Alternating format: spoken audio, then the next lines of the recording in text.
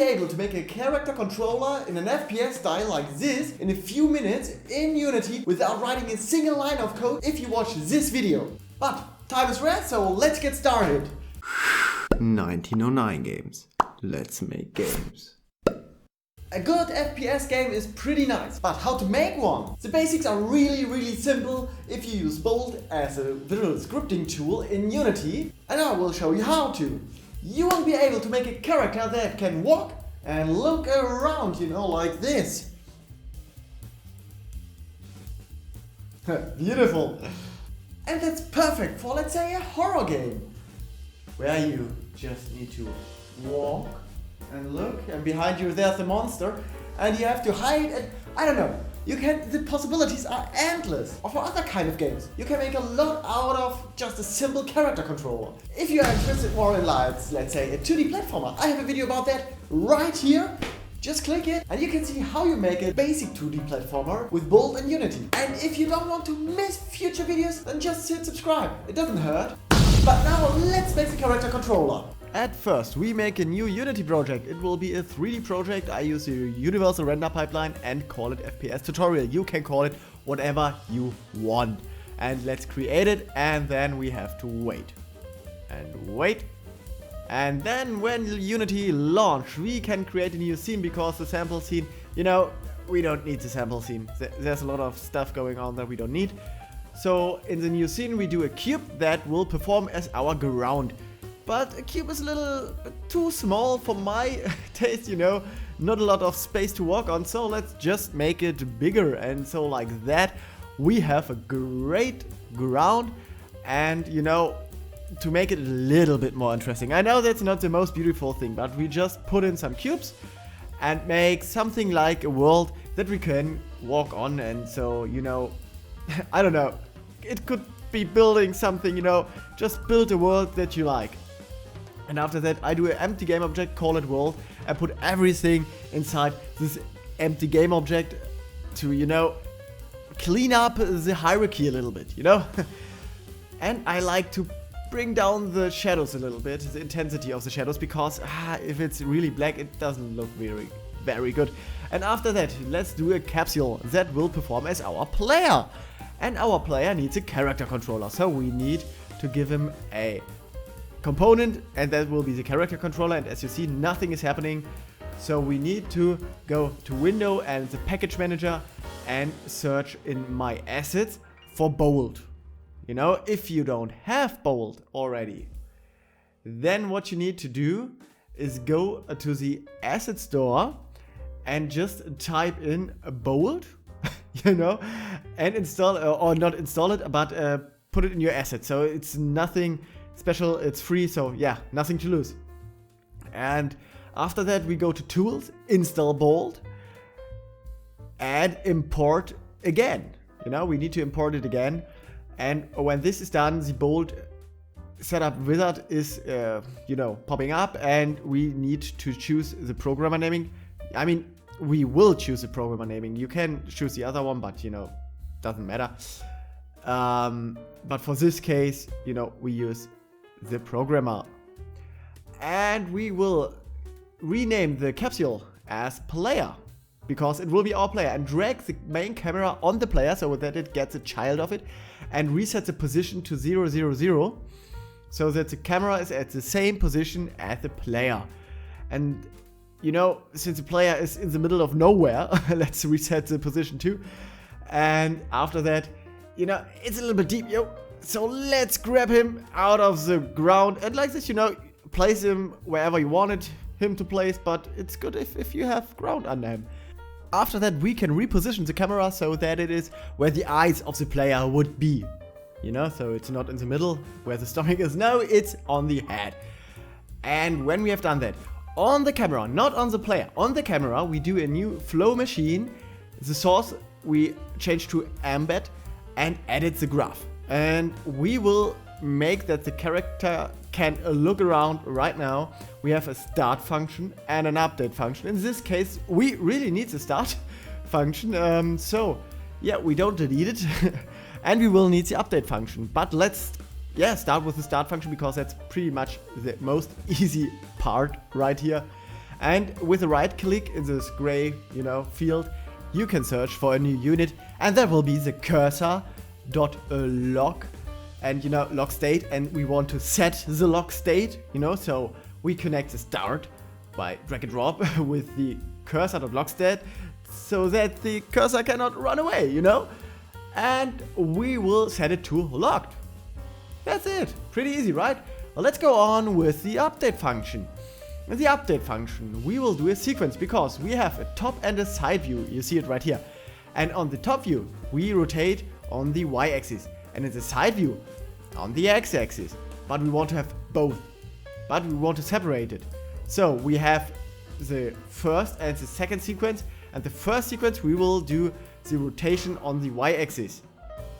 And for that, we just go and create a new unit, and that will be a get axis by name. So input.getAxis by name unit, and the axis name in this case is mouse x. So we do the x axis. Pretty easy. But that's not all. You need a multiplier, because if you don't have a speed, you have a speed of 1, but you want to multiply by, let's say, 5 to make it faster, or 10 make it even faster, or whatever. We will make it right here with a speed of 2. So let's change it quickly to 2. That was easy. And what is happening right now? We just get the input, but that's all. And you don't see that you get the input, right, in the game. So we need to rotate the camera, or in this case the player. So let's search for rotate, and let's take the axis and angle transform dot rotate. So like this, we have an angle, and we can connect this to the multiplied by 2 get input. So now we have an angle that is the input, and we can set the axis to the y-axis. And after that, let's take the sequence 0 and connect it to our rotate unit, not to the get axis unit. After that, let's get rid of this math and just, sort it like you wanted to sort it. I can, see like this the best what is going on right here. And if we enter the play mode, we will see that there is a little bit of an error, and that is because I have written mouse X wrong. You have to write mouse and X in separate words. But after fixing that, we have a, look around kind of character controller. But at the moment we are rotating the camera, but we want to rotate the whole player for this axis. It's a different thing with the next axis, but in this case, it's the player. Just change it. And then we change the next get input to mouse Y, not to mouse X, just change it. Copy the multiply thing, so you have -2, just change it, because if not, it would be reversed. So it would be just, it's not good. Just type in -2 by the y-axis. So, and after that, we go and make a new variable in this graph, field, and let's call it X rotation. And that will be from the type float and have the value of, let's say 2, you can play around with this, like make it faster, slower, I don't know. Just play around with it to see what is changing exactly. I think that's the best way to learn it. And then we add this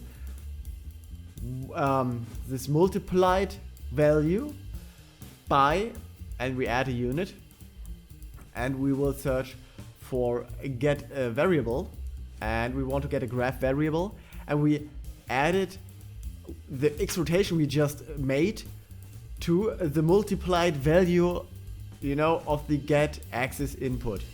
But like that, we would be able to spin around and spin around, there's no limitation. So let's make a limitation how high or low you can look as a player, because that's important, okay? You cannot turn your head like 1,000,000 degrees and rotate, that's not possible. So let's make it so that we have a limitation in that. To do that, we use a clamp. There we can make a minimum and maximum value. let's go with minus 80 to plus 80. You can make it a little bit more or a little bit less, but you know, just yeah, connect it to the add unit. And next we need to set the X rotation, so the variable we just did, and we want to set it to the value that is the outcome of the clamp. And after that we connect the sequence that is 1 right here with the unit of the set variable. But that will not help because we are not rotating. And so we need a new vector 3 and make a new vector 3 x, y, z, and we want to rotate on the x-axis, so you know, connect these two. And after that we need to go on and make a new unit again, and that will be a quaternion Euler angle, and connect not the arrows, but in this case connect these you know, x, y, z sign, you know, together, and then we transform, but not just use a transform, but use a transform dot local and then rotation. So we want to rotate on the local axis in this case, you know, and just connect this with a quaternion and set the variable connect to, you know, just connect it, just do it. And like this we can look around, you know, but we have a limitation. Pretty nice, you can turn around the whole way, and oh my god, that's, oh god, okay, that's enough. And after that we go to the player, so change from camera to player and add a new flow machine for the movement. And we make an embed again and edit the graph again. So, you know, it's the same. We don't need a start function in this case, so just let's delete this one. We just don't need it, you know? That's okay. But the update function is pretty important in this case. And we do a simple character. Yeah, come on. Character controller. Simple move. And we connect it with the update function, and then we press play. Let's see what will happen. I'm pretty sure if you just do, okay, you can look around, but okay, we cannot move. So that's not how it works. Let's make, so we have no speed, you know, so we need to define a speed right now. So we get an axis, and in this case we want not to get a mouse axis, we just want to get the horizontal and vertical axis. So type in for the first one horizontal, and for the second one you can type in vertical. So like this we get the vertical and horizontal input, that is VSAD and the error keys, you know that's the input defined by Unity. And we need a variable that is speed, you know, a float, and this defines how fast you are moving.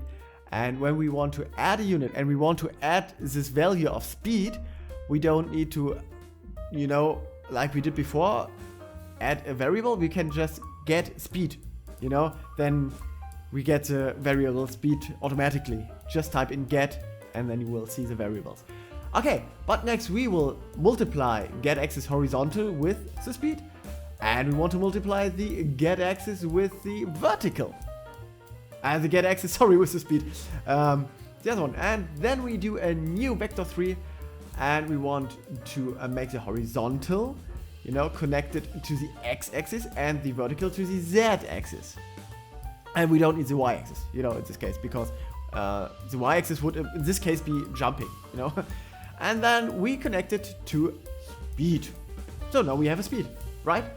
Make the value to 5 of the speed variable, and we can walk. We can walk and left and right, and you know, but if we turn, and I now press go, you know, go to the front, so press W, we will see that we will move left.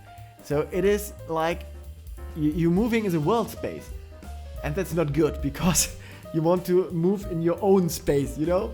So to do that, we make an Euler angle. We get the Euler angle, and we want to make a vector 3 and get the y value of our own Euler angle, you know, of the player's Euler angle. Okay, that was easy, but we want to make a quaternion, a new quaternion, and x, y. That, well, I have seen it. Where is it? So let's go. No, not x, y, z. Sorry, with the Euler. And then let's connect it to the y. you know, so, and after that we multiply the new vector we did with the Euler angle and put this into the speed unit. And as you can see, we can just move, you know, that's it. That is how you do a little but effective character controller. You can, you know, make it faster, slower, you know, and so on. That's it. Pretty easy stuff. Amazing, we have a first-person character controller that's pretty simple. And let's be honest, it was pretty quick, right? If you want to see more of that, then write it in the comments. Do you want to see how to make a jump? Do you want to see how to make, I don't know, endless possibilities? Just write in the comments and I will make a video if I have the time for it. And don't forget to subscribe because I will make a lot of new videos. And I have a few videos where I do game dev challenges, like making a game in a cellar, and it's a horror game, and it's night, and you know, it was pretty spooky. So if you want to see the whole playlist for making game challenges, you can see it right here or right here, I don't know. Thank you for watching, see you next time, bye!